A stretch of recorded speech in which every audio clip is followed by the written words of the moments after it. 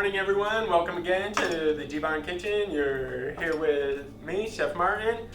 We're going to be cooking up something real good today. A nice little, you can either use it as a meal or where I'm from, we use it as like an appetizer. We're going to be making a chicken picadillo. So let's get into it. First thing first, we're going to go ahead, as always, get our pan nice and hot. And then we're going to go ahead and get an onion going to get up in there. Just for start the base of our flavor up in there. So go ahead and get this all peeled up. Get rid of this outer layer, any brown, anything that's papery. You'll feel it. Sometimes half of the layer will be good and the other half will be papery. This one, something's wrong on the inside, so it's already going up. We'll get rid of that. Do that to the other half as well. Peel that right out of there. Now this dish is a very Spanish, Latin-inspired dish that you'll find in most countries around the world where there's a heavy Spanish influence. Everywhere from the Caribbean, Mexico, even all the way over in the Philippines. You'll find different versions of it, either using beef, ground up chicken, stuff like that, and a variety of vegetables. A lot of times the vegetables will change a little bit and maybe some of the seasonings will change, but today we're going to make a very basic version.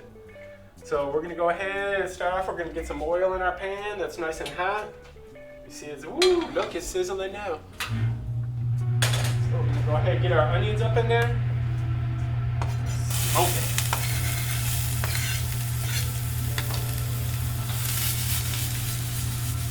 Get that going nice and good.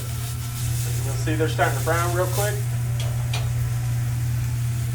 So we're going to come back over here. We're going to take our vegetables. I already got some canned diced vegetables. But we're going to go ahead and chop these up a little bit more. Just so if you're serving it as more of a meal with some rice or something, then go ahead. You can leave them about that size. But if you're going to do it as a appetizer, you want to go ahead and cut them down more, so if you're going to serve it with crackers, it stays easier on the crackers. Okay, we got that going. And we're just going to go ahead and dice these up a little bit further. Okay. Now remember to always drain and rinse your canned vegetables, just to get a lot of that extra salt off of there.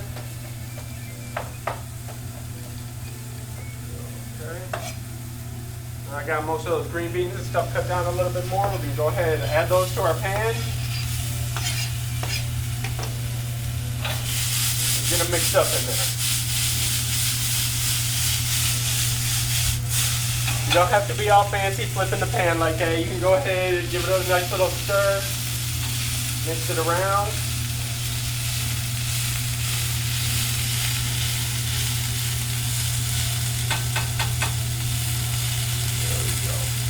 We're going to let those go ahead cook up, suck up some of that onion flavor in there. In the meantime, we're going to use about half a cup of some diced tomatoes. And these, you're going to go ahead and measure it out. And you want the juice as well. Just that juice will help combine all the flavors and mix all together. I'm going to go ahead and get those tomatoes in there. Get those flavors all nice and combined up in there. Let it start simmering away. And then while we got it simmering, we're going to go ahead and we're going to add 2 small bay leaves. You can use 1 big one, 2 small ones are good. And then we're going to add about half a teaspoon of garlic powder. So there we go. Got that in there. We're going to turn it down low just to let it get a nice low simmer. This is a dish you could easily throw in a slow cooker or a crock pot and just let it simmer all day, and you get those flavors all nice and mixed up. Meantime, we're going to go ahead and get us a can of chicken. Some nice breast meat chicken we got here. And we're going to go ahead and drain this, get rid of that extra broth that's in there. Go ahead. and drain off that juice.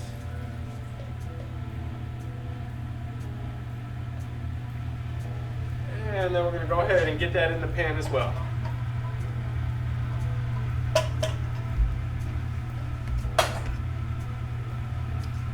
Go ahead, and now you're going to want to go in there and definitely break it up. Break up all those big chunks, especially if you're going to serve it as an appetizer. You want a little piece of chicken in every serving.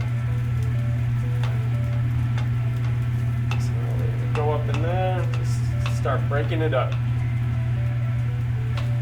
The more that chicken cooks, the easier it is going to be to break up and just split it apart. And then we're going to add just a little bit of water up in there, just to help it all cook together. Just about half a cup or so. It's all going to depend on the size of your pan that you have.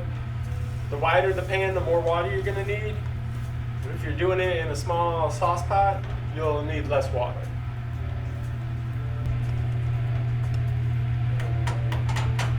We'll let that cook away. Today we're going to go ahead, we're going to serve this as an appetizer. So we're going to make some homemade pita chips. So let's get this ready here. And we're just going to go ahead, take some pitas we got at the store. So we got a whole wheat and a regular one. Go ahead and chop those up.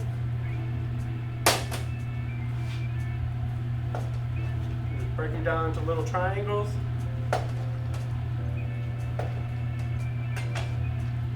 And then spread them out on a baking sheet.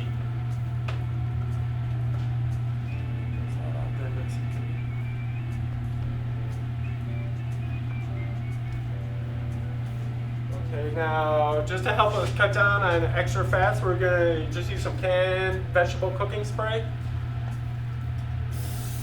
And just lightly coat them over the top. Real quick, not too much, just a little oil on there. This way you're not brushing it down and putting a large amount of oil on each pita chip.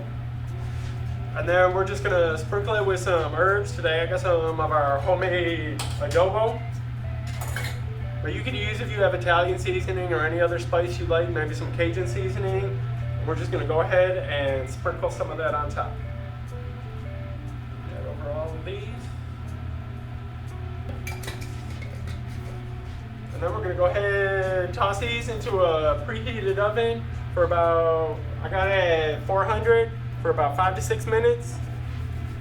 It's all going to depend on how toasty you want it. If you want them nice and crisp, then go ahead and maybe leave them a little longer. Or if you don't like them so crisp and you want it still a little soft, just do it for 4 to 5 minutes. So we'll go ahead and toss these in there, get them going, stir up our chicken a little bit. Going good. Okay, now for another little flavor, today we're gonna add like a little bit of juice of some mandarin oranges, just to add a little bit of sweetness to all the savory flavors that we have in there, and it'll help balance out the overall flavor. And not much, just maybe like a couple teaspoons to do that, and that's like really gonna help adjust the flavor on it. Another thing that you would see, a common thing, people chop up some raisins, and they'll throw raisins in there, and the sweetness of the raisins will stew up with the beef and the chicken, and it'll help balance out the salty, savory flavors in there. And we'll be right back in about 5 minutes or so for this to cook off and for the pita chips to get done. Okay, so welcome back everyone. Now that our time's passed, you'll see that the chicken's stewed down.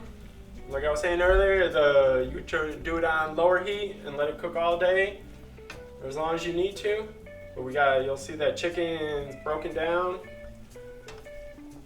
and there's not much liquid left in there. So we are going to go ahead and serve us up some of this. And get it ready so everybody can come by and get a little piece and try it. So, there we go, we got that out there. We'll go ahead and get our pita chips out of here. Okay, they got all nice and toasty up there, so we're gonna go ahead, put a bunch of these on our plate and everything.